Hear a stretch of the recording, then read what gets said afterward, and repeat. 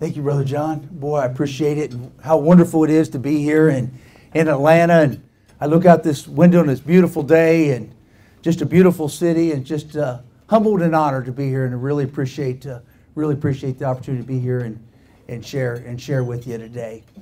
And another thing I want to say here, we're going to be talking about what it means to be a marketplace ambassador, what it means to be an ambassador for Christ in the workplace. And when you look out this window just for a minute, just imagine, all of us here are believers. All of us here are followers of Jesus Christ. Look out this window and just imagine if this city had thousands or even tens of thousands marketplace ambassadors representing God in the marketplace, integrating their faith in the workplace each and every day. Just imagine that. Well, that's what the Marketplace Ambassador Initiative is all about. It's about people who don't turn that switch off on Monday morning when they go to work, that keep that switch on and realize they represent God in the marketplace, and they integrate their faith in the workplace. And they see the workplace and the marketplace as a place to reach the lost, and a place to share the gospel, and a place to be there for someone who's in need. And like I said, just imagine if you had tens of thousands of those marketplace ambassadors in your city. Boy, it would transform this city. It would transform it. And that's what we're going to be talking about today. We're going to get into that in a few more minutes from now.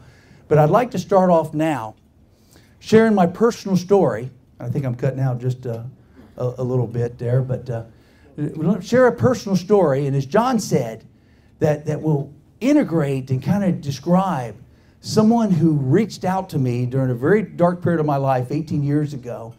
And I think it will kind of describe what a marketplace ambassador is all about, and what a marketplace ambassador is, and someone who is an ambassador for Christ, but in the workplace. And by doing that, just imagine, just for a minute, when you go back to work today, just imagine that you have a tape recorder attached to your body with an athletic band. I know this is hard to imagine, but just imagine this for a minute. A tape recorder attached to your body with an athletic band, another tape recorder in a briefcase, and a third tape recorder in a special notebook. 3 different tape recorders. And imagine you're going to work and you're taping your coworkers, your supervisors, and your friends. Unbeknownst to them. Unbeknownst to them. Now imagine doing that every day for 3 years.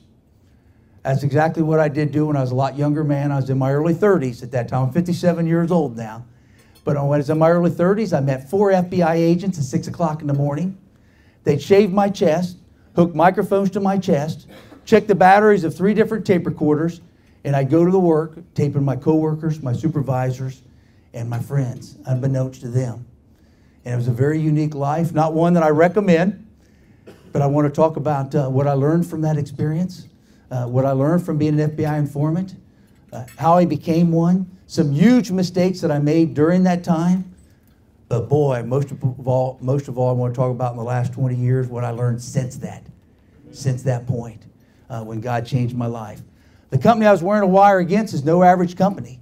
They're known as Archer Daniels Midland, commonly known as ADM. What you had for breakfast today, lunch today, and what you have for dinner tonight likely has something from ADM in it. One of the largest food additive companies in the world.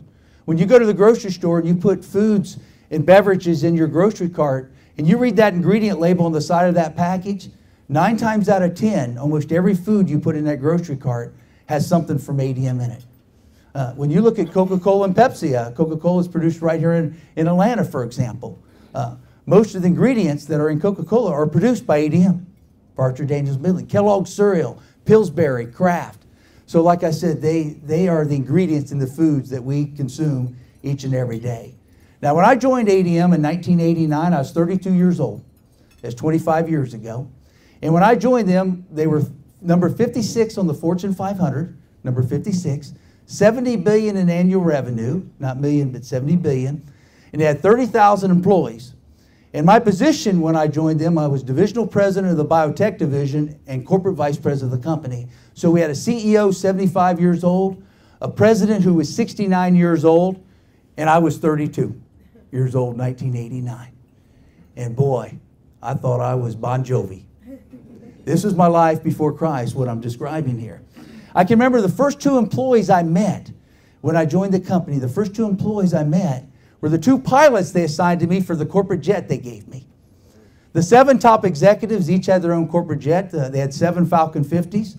I was number 4 executive out of 30,000 employees, so I had access to the corporate jet with 3 hours notice anywhere I wanted to go around the world, anytime. And I had my Justin Bieber, my Britney Spears, and my Charlie Sheen moment all in 1 month. Like I said, I was 32 years old, had a Falcon 50 at my disposal, and I thought I was a rock star. I remember when they gave me a $500,000 startup bonus when I started. Keep in mind, this is 1989. And my base salary was $350,000 a year, but in a public company, as you know, on the stock exchange, one of the first companies on the New York Stock Exchange we were at ADM, over a 100-year-old company, most of our compensation was in stock options and bonuses. It was stock options, bonuses, and that $350,000 base salary a year, that was in the 7 figures, and that's 25 years ago. So with that $500,000 startup bonus, I went out and bought a huge house, 13,000 square foot house, my first month working there. The CEO was 75 years old, wanted to move to something smaller, so I bought his home. The CEO lived in a house for 25 years. So I bought his home, 13,000 square feet, 8-car garage, filled the 8-car garage within a couple of months with 8 cars. Ferrari, 2 BMWs, 2 Mercedeses. Like I said, my Justin Bieber moment, all in that first month of work. So then you could say, Mark, you're 32 years old. Why would you? And your CEO is 75, your president is 69, you're number 4 executive out of 30,000 employees. Why in the heck would you blow the whistle on your own company? Well, the reason why I blew the whistle on ADM is because I didn't. My wife Ginger did. And that's a picture I'm showing right now there on the slide of my wife Ginger. And by the way, I've known Ginger since she was in the 7th grade. And I was in the 8th grade. And that was 5 years ago, by the way. She was 13 years old, and I was 14 years old when I first met her. And I remember going to the junior high dance. My mom took us, and her mom brought us home from that junior high dance in junior high. And I've known Ginger almost my whole life. We've been married, Sandra and John, for the same year, 1979. We'll be married 36 years this June. And I know 36 years may not mean a lot to you, but when you hear the story, this is a miracle of God that my wife stayed with me when you hear what I've got to say. And when I share some of the things that I did during this case, this huge white-collar case, it's a miracle of God that my marriage survived all this. So Ginger saw all these changes in me. She grew up in this beef cattle farm about an hour north of Cincinnati. We both grew up in the same town called Mar, Ohio, about 1,000 people in that town. And she saw all of a sudden I had an addiction, an obsession. I was addicted to success, the way the world defines success, and greed, and how big my house was, and what my title was, divisional president of the biotech division. I didn't meet somebody and say, Mark Whitacre, who are you? Well, here's my card. I'm divisional president of the biotech division, corporate vice president of the 56th largest company in the Fortune 500. I mean, that was my whole identity, was that job. And she saw it was an addiction. So we were having a discussion on November 5th, 1992. I'm 3 years with the company now. She saw this addiction I had to that greed and materialism and all the things that came with that job. So we're sitting at our home, November 5th, 1992. I'm 35 years old. She's 34 years old. And she said, Mark, what's going on with your life? She said, you never spend any time at home anymore. You don't spend any time with the 3 kids. All you do is work. All you care about is this job. And I said, Ginger, 90% of my income is in stock options and bonuses. The more I work, the more I earn. And this is what I have to do. And she said, gosh, I'd rather have a 2,000 square foot house with 2 cars and have my husband at home. She said, to have all this stuff means nothing. She said, I've lost my husband. And all we have is a mansion and all these cars and a corporate jet, but she lost her husband. So this discussion got pretty serious that evening. And she said, especially, she said, the thing that bothered her is when I got home from work, I'd be on the phone 3 or 4 hours a night. That even after dinner, I wouldn't quit work. I continued to work. And I said, Ginger, I have to be on the phone 3 or 4 hours at night because Southeast Asia, I'm in Decatur, Illinois, where our ADM's world headquarters are. And Southeast Asia is 12 hours ahead of us in Japan, Singapore, and South Korea. So I had to be on the phone at night because 8 o'clock at night in Decatur, Illinois is 8 o'clock in the morning in Southeast Asia. So I had to be on the phone. She said, why do you have to be on the phone the last 7 months with Southeast Asia? And I said, well, the company assigned a mentor to me to show me how to do price fixing, where we get together with our competitors and we fix the prices of our ingredients. And I said, we make millions of dollars on price fixing these ingredients, and I will even make more on my bonuses as time goes on. And she said, well, is this price fixing legal? She's a stay-at-home mom raising 3 young kids. She never heard of this. And I said, well, it's not legal, but I said, I was told everybody does it, and if you're in the commodity business, you have to do it. Citric acid, high fructose corn syrup, lactic acid, phosphoric acid, soy flour, a lot of ingredients that you would see on the food labels of the food you buy. So I said, everybody does it. It's the only way you survive. She said, well, how long has ADM been doing the price fixing? And I said, about 12 years. She said, Mark, you're only there 3 years. She said, well, how long have you been involved with this crime? And I said, for about 7 months. She said, wow, what a perfect time to turn yourself into the authorities. You're involved with something for 7 months. It's been going on for 12 years. And I said, Ginger, if I turn myself into authorities, I could go to jail. We'd lose this home. This is an international cartel, like what the oil companies did years ago. We'll lose all these cars, all these things I've worked for. We could lose everything. And she said, I'd rather be homeless than live in a home where illegal activity is going on. And then Ginger said, Mark, who pays for this crime? And I said, basically, when someone goes to the grocery store, because Kellogg's cereal and Coca-Cola and the food companies, Tyson Foods, are paying higher for these ingredients, they pass it on to the consumer. So an average person buys $50 worth of groceries, they pay an extra $2 or $3 for their groceries, for $50 for the groceries. She said, you mean my grandma on $300 a week Social Security is paying higher for her groceries for this crime, for us to live in a mansion with an 8-car garage? And I said, yeah, but it's only $2 or $3. She said, yeah, but that's a lot to her. It's on Social Security. She said, I'm going to go back up in the room and pray about this. Now, I was a churchgoer. People could ask me back then, Mark, are you a Christian? I'd say, oh, yeah, I go to church, Methodist Church in Decatur, Illinois. I thought being a Christian was just going to church. But boy, did I learn the difference between going to church and being a follower of Jesus Christ. I wasn't there yet, but I was on this journey. So Ginger went back up in the room and prayed about it. She came, and I knew I was in trouble when she said she was going to go pray about it. She came back about an hour later. She said, Mark, I prayed about it, and God told me to turn you into the FBI. Wow. And I said, Ginger, if I turn myself into the FBI, this would be the craziest thing ever. She said, I'm telling you, Mark, you're going to turn yourself in. You've only been involved 7 months, and if you go to prison, I'll stay with you. But I don't believe you'll go to prison because you're only involved with something for 7 months. It's been going on for 12 years. And within an hour after I told my wife, I was sitting for 4 hours with the FBI with my wife by my side. I don't know how many of you ever went to the FBI and told them you're stealing $1 billion a year. But I can tell you, not $1 million, but $1 billion a year in this price fixing scheme. It's an interesting reaction. This phone was ringing off the hook. That phone reached the Attorney General, the Director of the FBI. It was reaching all levels. This became the largest price fixing case in U.S. history. Largest price fixing case in history. And you go to the FBI museum today, at the FBI headquarters, there's a whole section of all the equipment I wore undercover. This is that big of a case. This became a part of American history. So when we were all done, my wife acting like my lawyer, we walked in just the two of us, no lawyer or anything like that with us. My wife said, okay, my husband did the right thing. He came and talked about this crime. He came and exposed what was going on. We can go home now, right? The FBI said, your husband just confessed to $1 billion a year crime. He's either going to jail today or he's going to start wearing a wire tomorrow to help resolve this case, who's telling him and teaching him how to do this price fixing. And there, ladies and gentlemen, is the difference between a whistleblower and an informant. A whistleblower is someone that does the right thing and sacrifices everything to do the right thing. That's my wife, Ginger Whitacre. An informant, on the other hand, thank you. On the other hand, an informant is someone who starts wearing a wire to get a lower sentence. That's me. And that's the difference, ladies and gentlemen, between an informant and a whistleblower right there.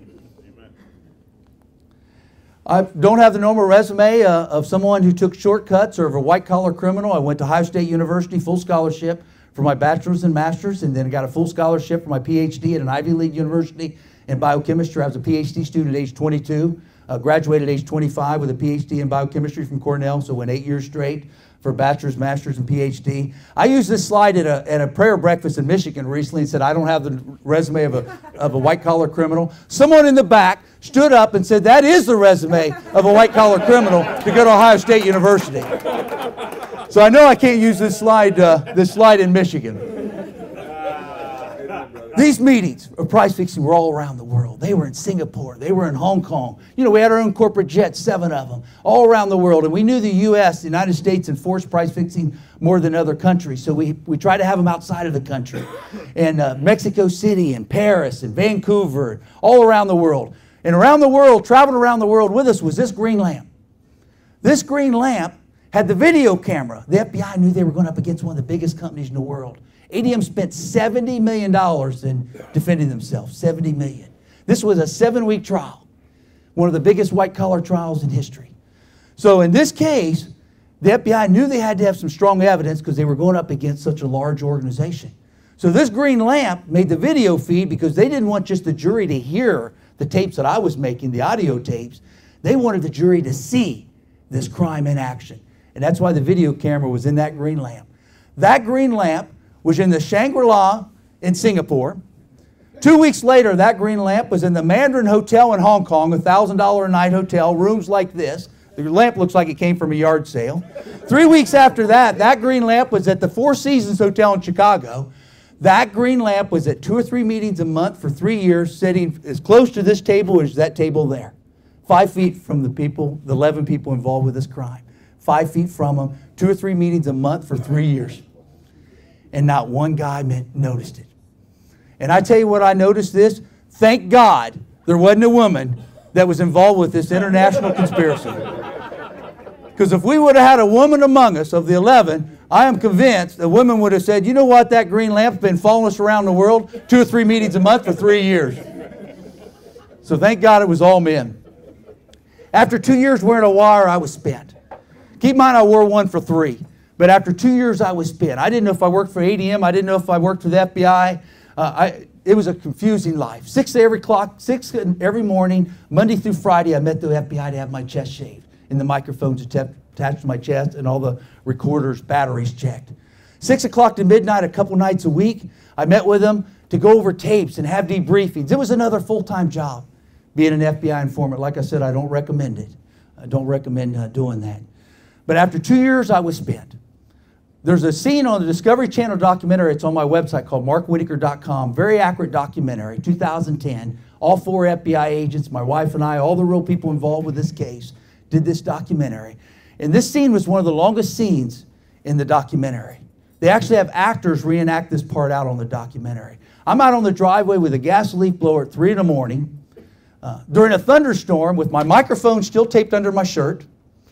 I'm out on the driveway during this thunderstorm with a gas leaf blower blowing leaves off the driveway during this horrific thunderstorm. That's how gone I was. Keep in mind, I'm 2 years wearing a wire and I got another year to go. Ginger hears that from the bedroom window, that gas leaf blower. She comes out with an umbrella over her head. She says, Mark, come back to the house. Come back to the family. She said, most importantly, you need God in your life. And they talk about that on Discovery Channel. And I said, well, who needs God? They just announced 2 months ago that when our 69-year-old president retires, I'm taking his place. I'm going from number 4 to number 2. I'm going from $3 million a year in total compensation to $8 to $10 million a year. And she said, Mark, you've got to be delusional. The only reason why they announce you're the next president, they don't know you're the informant.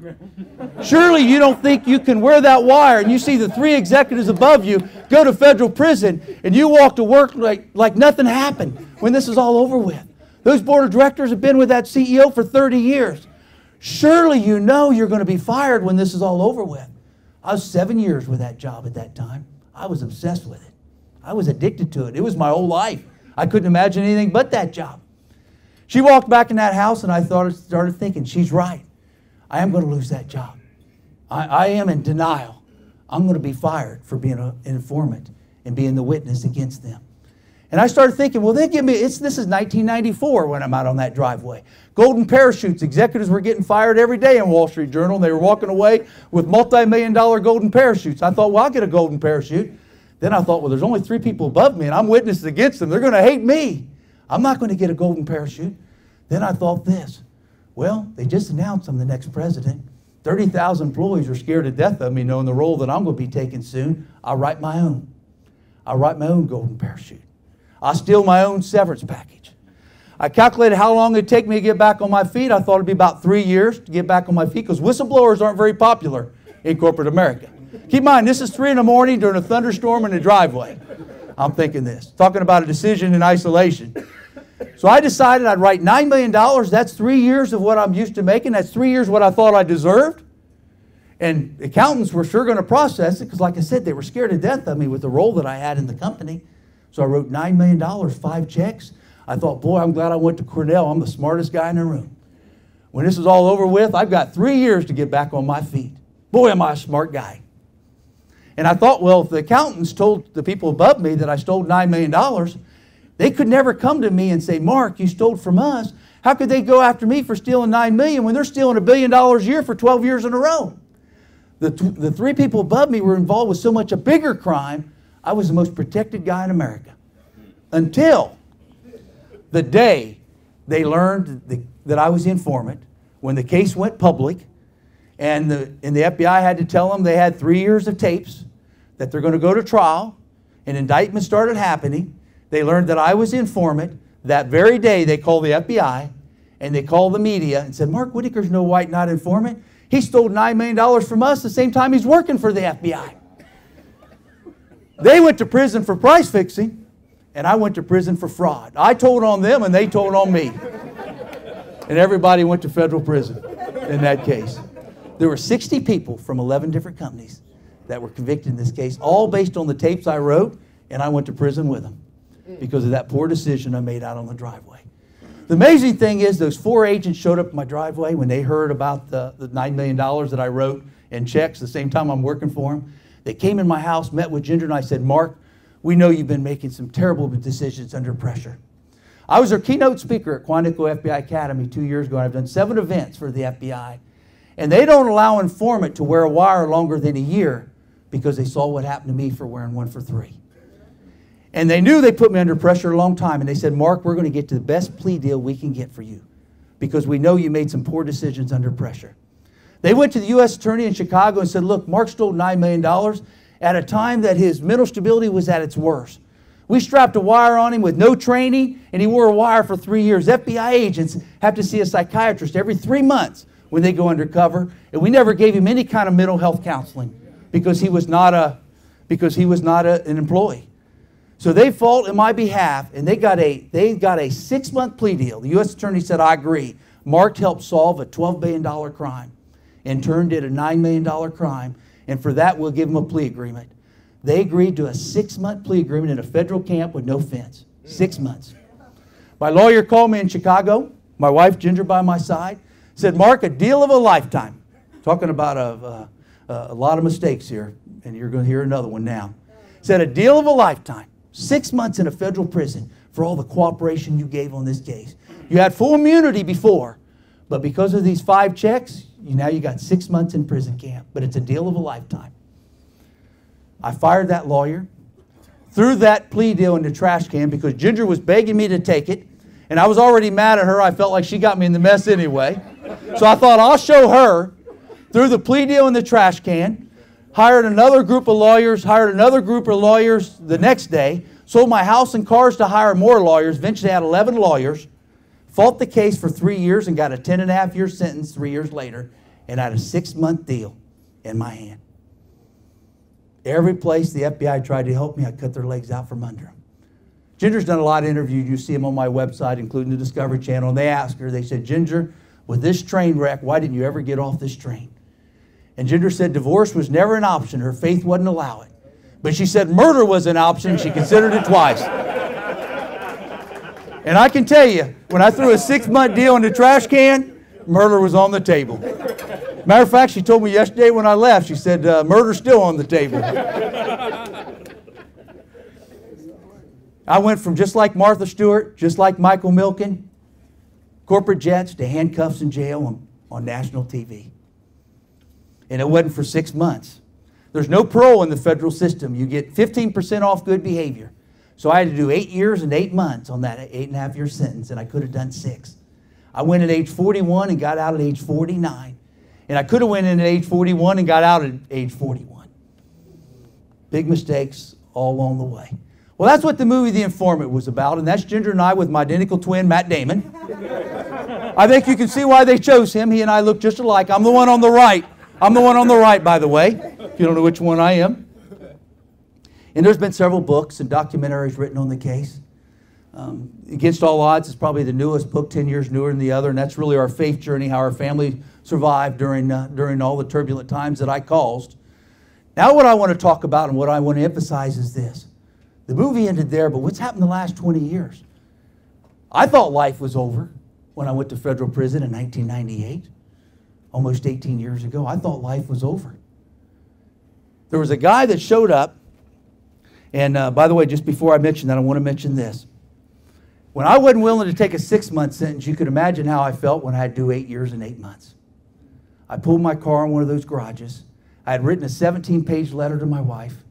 I had written letters to all my kids, and I tried to kill myself. I could not imagine a decade in prison. I wasn't even willing to go 6 months. You can imagine how I was trying to process 9 years. I didn't want to live. I became hopeless and helpless. And that was all in the newspapers. I was hospitalized for a month when I tried to kill myself. It was in the newspaper about throwing the 6-month deal in the trash can, only to get a 10.5-year sentence 3 years later, and all those things were in the papers. And there was a man that read about it. His name is Ian House. September of 1997, this is, before I went to prison. This is just when I had sentenced for a 10.5-year sentence, but before I had to go to prison. And this man showed up, a stranger. I didn't know him. He was CFO of a pharmaceutical company and 5 young children, all school age and younger. His wife an attorney. And he said, Mark, prison's going to be the beginning of your life, and you're going to find your true purpose in life. I had just gotten out the week before for trying to kill myself. I went and told my wife in the kitchen, I said, honey, there's somebody that's on the porch that's crazier than I am. He thinks this is the beginning of my life, and I'm going to find my true purpose in life with the journey I'm ready to start. She got on her knees and started crying. She said, thank God that God sent somebody. And she said, now I only pray that my husband will listen to him, because he sure hadn't listened to me. And because of that, I went back out and I talked to this man. His name was, like I said, his name was Ian House. And he had a study called Operation Timothy. I don't know how many of you heard of Operation Timothy. Wonderful study. Introduction to Jesus, introduction to the Bible. Highly recommended. Highly recommended to you. And he had this study, and he wanted to know if I'd spend some time with him where I could find my true purpose in life. I said, yeah, I'll spend some time. He normally spends about an hour a week, but he said, Mark, you're leaving for a decade and 7 months from now. So he spent several hours a week with me going through Operation Timothy. And I can remember telling Ian, I said, Ian, I think my mistakes are too big for God to ever forgive me. And we spent hours going through Scripture saying, no matter what your mistakes are, God will give you a clean slate and God will forgive you. And then I said, well, gosh, how do I get to God? I can't see him. How do I get to him? And we'd go through Scripture for hours. What I'm saying here in a minute, we spend hours on that God sent his only son, Jesus, to die on a cross for my sins. And the way to God is through Jesus. Jesus is the bridge. Jesus is the way you have a relationship with God. And we went through that for hours. And he planted a seed that changed my life. And I remember after 10 months going through Operation Timothy with Ian for hours and hours. I was my 3rd month in prison, and Ian was still reaching out to me. On June of '98, 3 months after I entered prison, I got on my knees for the first time. Even though I went to church almost my whole life, I got on my knees for the first time at age 41 and turned my life over to Jesus Christ. And actually surrendered my life to Jesus on June 4th, 1998, my 3rd month in prison. And right shortly after I entered prison, this man showed up. His name's Chuck Colson. This man, what Ian, the seed he planted, Chuck Colson mentored me through 9 years of prison. He watered that seed, and he poured his life into me. In the first 6 years that I got out, he poured his life into me. I've been out almost a decade now. And he died 3 years ago, April 21st, 2012. And I tell you, I met 2 ambassadors. When we talk about what an ambassador of Christ looks like, I met 2 ambassadors of Christ face to face with Ian House and Chuck Colson. Face to face with these 2 guys. They poured their lives into me. And I learned what it meant to be a follower of Jesus Christ. And I can remember in June of 98 through August of 98, I said, God, I believe in you now. I know you're there, but I've got 8.5 years in prison yet to go. I'm only 3 in for an 8-month sentence. I'm only 3 months in. Got all these years ahead of me. What is my purpose here? And I woke up one morning during my quiet time, and that Operation Timothy book was sitting there. And I knew, just like Chuck Colson and Ian Howes did to me, God wanted me to do that for others. He wanted me to use my education that I had, that I thought it was to become CEO of one of the biggest companies in the world. God wanted me to use my education to help other people. And during those 9 years in prison, I took 61 people through Operation Timothy. 61. Thank you. They were the most, if people look at my 57 years of life, the 9 most productive years of my life were in federal prison. Because the first time in my life I was helping somebody else besides myself. The first time in my life. People ask my wife and I often now at events, and they say, Ginger or Mark, what would have happened if you'd taken that 6-month sentence? All you had to do was sign. My wife says this, Mark, that's a Martha Stewart sentence. Mark would have came out the same man he went in. God gave him exactly what he needed, which was 9 years in federal prison. I needed that. 6 months would not have changed me. I think 2 or 3 years would have been enough. But 6 months wouldn't have changed me. But God gave me exactly what I needed, which was 8 years and 8 months in that prison. God redeemed me and God forgave me and God pardoned me on that June 4th, 1998. I went to prison at $20 a month for 9 years after earning $3 million a year for 7 years. I went from a 13,000 square foot house with an 8-car garage to a 10 by 10, a concrete floor, and a roommate and a locker for 9 years at $20 a month. And thank God I did. Thank God. I became a free man when I went to prison, and I was in prison to that life of greed and materialism and that selfishness. I was a selfish leader in my 30s, and I became a servant leader in federal prison. And I learned what servant leadership was all about. My family, in federal prison, you can Google Forbes and federal prisons, and they rank federal prisons just like they do universities. They rank them. Pensacola, Florida, by the way, is ranked #1 on the federal prison list. So with good behavior, you can go to a better place. I started in Yazoo, Mississippi. Good behavior, I was able to go to Edgefield, South Carolina. Good behavior, I was eventually able to go to Pensacola, Florida, Navy base. My wife, and against all odds, which is written mostly about her, they added her days up. She spent 8 hours a day in federal prison 3 years and 8 months when they added her days up. My wife to move to all 3 states, live next to 3 different prisons, and they allow your family to come in Friday evenings and all day Saturday and Sunday in a visiting room setting with a guard. My wife came in 20 hours a weekend, which was the maximum allowable hours with my children for 9 years. 3 years and 8 months her days added up to. My wife went to federal prison with me. Out of all the blessings God gave me, the biggest blessing He gave me was my wife. That's right.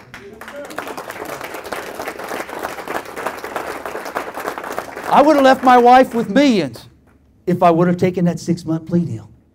But because I didn't, I hired all these attorneys. Had to sell a house and cars for attorneys. Had several $1 million in legal fees, $9 million in fine, $2 million in interest on those fines for fighting that case. We lost everything we had. And my wife said she'd rather be homeless than live in a home where illegal activity, well, she was heading that direction. And when I was in federal prison, we were running out of money. August of 98, Ginger got a phone call. She was a couple months away from moving back at home with her mom and our 3 kids in Cincinnati. And she got a phone call, and they said, Ginger Whitacre, we had just won $3 billion back. The clients did, the customers. Tyson Foods, Coca-Cola alone won $400 million back on that price-fixing case, on the class action suits. And the lawyer that represented those 11 companies, including Coca-Cola, had a conference call with those 11 companies. And they said if it wasn't for Ginger Whitacre, it would still be going on today, price-fixing wood like it did for 12 years. And look where she's at today. And they called Ginger, and they said for that they wanted to take care of my family for 9 years while I was in federal prison. The people I was stealing from. If that's not a miracle of God, if that's not an example of redemption and second chances, the people I was stealing from took care of my family for 9 years while I was in federal prison. Now, it wasn't $3 million a year. It was about $100,000 a year. But it was a blessing. And we would have not, she would have been at home with her parents if it wasn't for that. She was able to put our kids through school.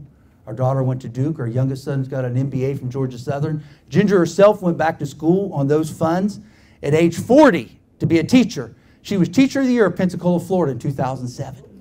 Kindergarten teacher, Teacher of the Year. The people I stole from. If that's not a miracle of God. The divorce rate is 78% if you go to prison, 78%. It's 99% divorce rate if you serve 5 years and longer is the official statistic. And I'm married 36 years, and I served 8.5 years. That's a miracle of God. The FBI agents and prosecutors, you go to my website, markwhitacre.com. There's documentaries, news clips they've done. They become my biggest supporters. And I took a $9 million stole from them when I worked for them. I took a 6-month deal they fought for me and threw it in a trash can, and they become my biggest supporters. They even visited me in prison. They called Ginger every month to see how we were doing. And they even helped me get a job and helped endorse for a job when I got out of prison. The FBI agents that I did all these crazy things to and made their life miserable.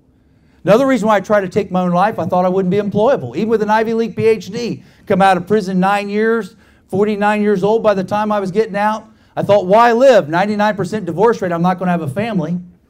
Why live? I'm not going to be able to get a job being a convicted felon. Cornell University started lobbying for a job where I graduated from in 1983. I didn't get out till 2006, 23 years later. Some of those professors were in their 50s or were in their 70s and 80s then. And they started lobbying for a job and had several offers for me when I got out of federal prison the day I got out. And by the way, you don't start off the head of finance when you're involved with a $9 million fraud. But being a PhD biochemist, they got me a research job at a cancer research company. I joined that company 24 hours after I got out. 4 years later, I was promoted to COO and Chief Science Officer, the #2 executive of that company, the #2 overall finance. If that's not a miracle of God and checking chances of redemption, I don't know what is. My family stayed with me. I was employed. The FBI agents forgave me. Boy, God took those ashes and turned to beauty.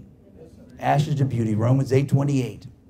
All things work together for good for those who love the Lord and who live according to His purpose. So I want to talk about now, what can you learn from this? What can you take with you? Well, here's what I'd like for you to take with you is this. I'd like to get back to Chuck Colson and Ian Howes, who reached out to me. They never met each other, Ian Howes and Chuck Colson. But boy, did they have something in common, besides being believers. What they had in common, besides being believers, they integrated their faith in their work. They were totally engaged. They were intentional. I'd asked Chuck, I said, Chuck, you got Breakpoint Radio, you're chairman of Prison Fellowship, you live in Naples, and you got a house in D.C. How do you have time to spend with me? Ian, you're CFO of a pharmaceutical company, 5 young children. How do you have time to spend with me? Both of them had the same answer. It is their job.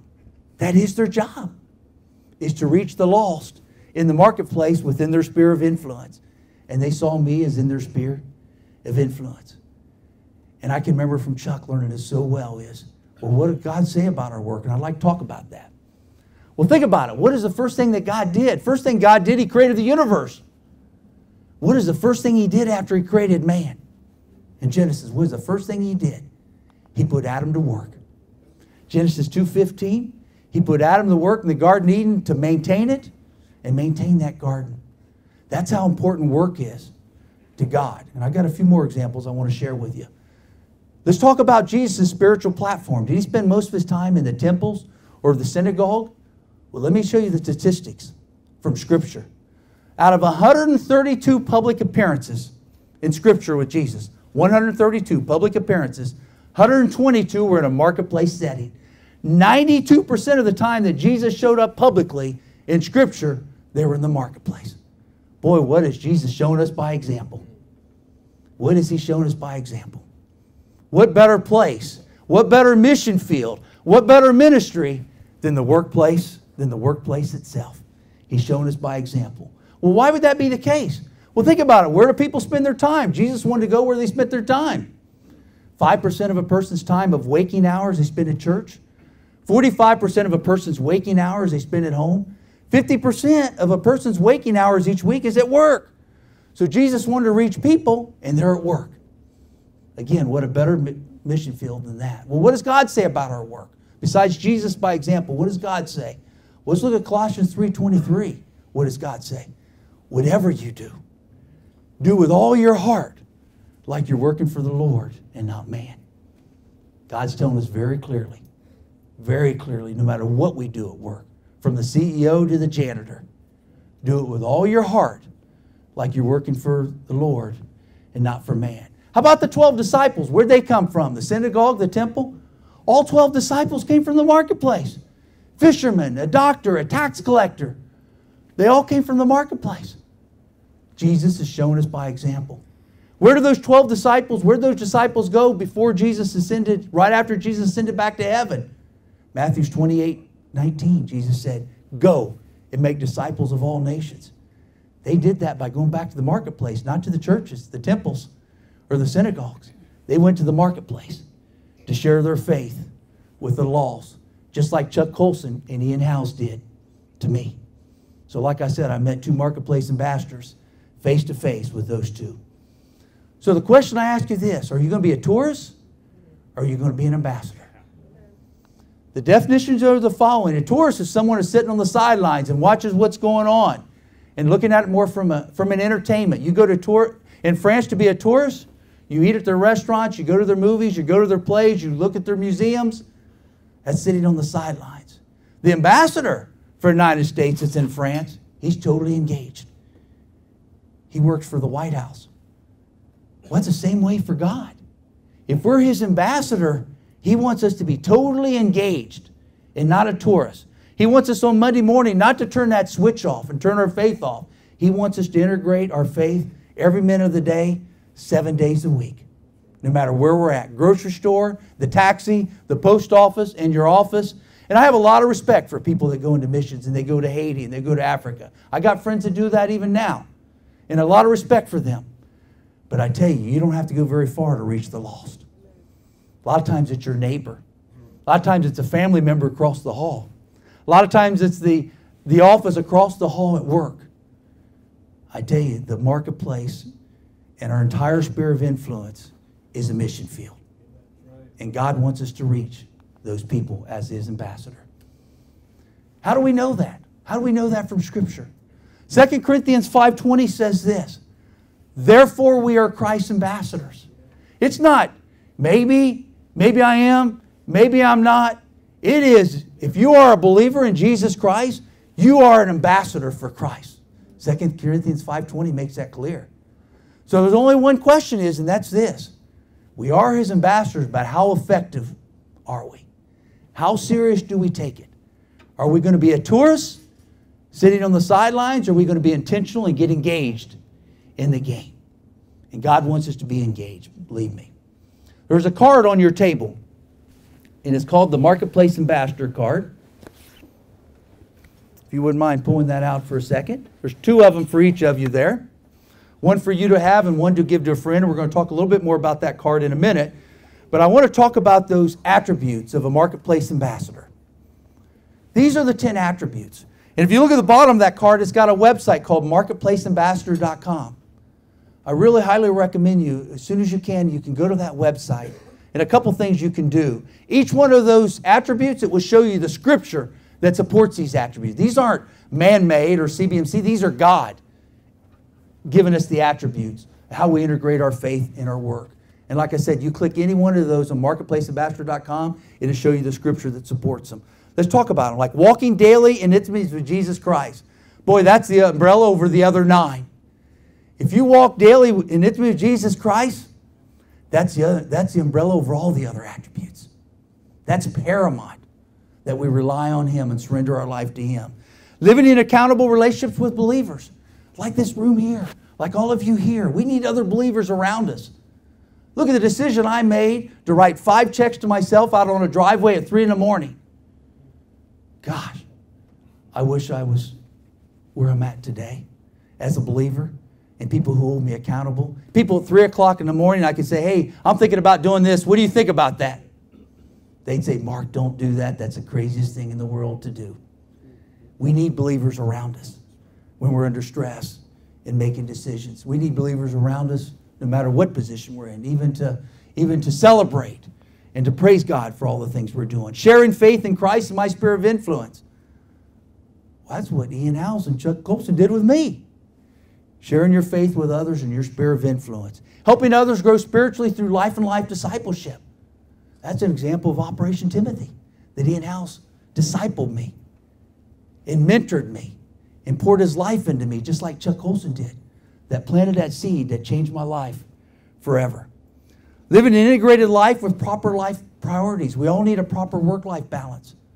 Boy, I sure didn't have that during my ADM days. I had the opposite. That's why that conversation with my wife happened in the first place, because of that work-life balance. Living a life of generosity, both in time and treasure. Very important. Applying biblical principles to all areas of your life. Boy, there's no better manual how to live your life than the Bible. It is our owner's manual. And there's no better manual to how to live your life. Maintaining a standard of excellence in business with integrity. Boy, I was living the life the opposite of that in the 90s. But how important that is. A standard of excellence in your business, in your whole life, your personal life, and your business life with integrity. Generally caring for people more than tasks. So often we can get caught up in the task and we forget the people we're working with. So important to generally love and care people more than tasks. Living out God's call on your life. You know, I joined that cancer research company in 2006. Some people would say Mark's a cancer researcher, PhD biochemist, COO, and chief science officer of that company. I don't see that at all. I see myself, and I have a title called Marketplace Ambassador, and to me, I can't imagine a title more important than that. I do 7 or 8 events like this a month for CBMC, sharing my faith. And sharing my faith at a lot of events that are outreaches to the lost, the Mark Whitacres out there. And I can't think of anything more important than that. Before, I was obsessed with a job and a title and all that. Now it means nothing, because to me, the most important thing in life is 2 Corinthians 5:20, is being an ambassador for Christ and representing Him in the marketplace, in the workplace. And that's what I'm here for, here to share that story. On the back side of that card, we call this often the 10 most wanted card. It has got a place that you can put names that you intentionally to pray for. People who don't know Jesus, that aren't believers, that are in your sphere of influence. You can put your names there. When Ian Howells was reading about me, he had my name there. I've got a list of 10 guys, and one of them was on there for 4 years. And I read about him in the newspaper, a very similar case to mine. And I started visiting him. He was CEO of a very large company called MCSI in Cincinnati, a $1.5 billion company. Went to prison for a couple years. And I read about him and started reaching out to him before he went to prison. And last April, he started going through Operation Timothy with me. And I've been meeting with him a full Saturday a month for the last couple years. Just like Ian Howells and Chuck Colson did me. And I can't think of anything more important. Like I said, a job is just a job. I can't think of anything more important than that. Living a life of significance instead of a life of success. So the Marketplace Ambassador Initiative is this. It's a movement to bring together all believers of Jesus Christ, all followers of Jesus Christ, to stand together and pray together, where you can have a spiritual transformation and where you can transform this city. And I'm challenging you here today. I'm challenging you. If you can look a little bit of this pendulum, a tourist versus ambassador, about what you are. And even if you are an effective ambassador, there's always room to even be more effective. And I'm challenging you today to get engaged, to be intentional, and be an effective ambassador for Jesus Christ, where you can transform this city. Well, I think Matthew 9:37 through 38 says it well. Think about it. The laborers are few. The harvest is plenty. We need to pray to the Lord of harvest to bring out laborers. And that's why I feel strongly God brought you here today. And sure, it may be 50 or 60 in this room. It could be down the road, it could be 500. Down the road, it could be 5,000. But it starts here, what we're talking about today. It starts by being in this room and leaving here today and pray about it. About, God, how can I be a more effective ambassador for you? And I urge you to pray about that, about how you can get engaged and how you can be more effective as an ambassador for Him. And that's how you can participate. You have the card. There's 2 cards for these I Resolve cards. It has the attributes on one side, it has the website, marketplaceambassador.com. I urge you to go to that website, and it has a place you can resolve that, God, I want to live as a marketplace ambassador. It has where you can sign up. It's free of charge. Just your email address, and you can sign up to be an ambassador. John's going to talk a little bit about what you can do here in Atlanta to get more engaged. But I urge you to go to that website. I urge you to pray about it, how you can be more effective ambassador. And I urge you to use this card. Sometimes in your quiet time, looking at these attributes. God, how can I apply this attribute today to my life? Today when I enter the marketplace. When I go to work today, how can I apply this attribute to my life? And I ask you to include this in your prayer, in your prayer time, if you will. So resolve and commit to be a marketplace ambassador. I challenge you to do that. And listen, it's been an honor to be here today. The reason why there was 2 cards there, one is to give a friend to a believer that wasn't able to attend here. And that's what that second card is. Where you can share what you learned here today with a friend. One is for you, and one is to share with another believer. So we ask you to take both of those cards and share with a friend. And boy, what a blessing it is here to be here today. What a blessing it is to be here in Atlanta. And God bless all of you, and thank you very much. Thank you.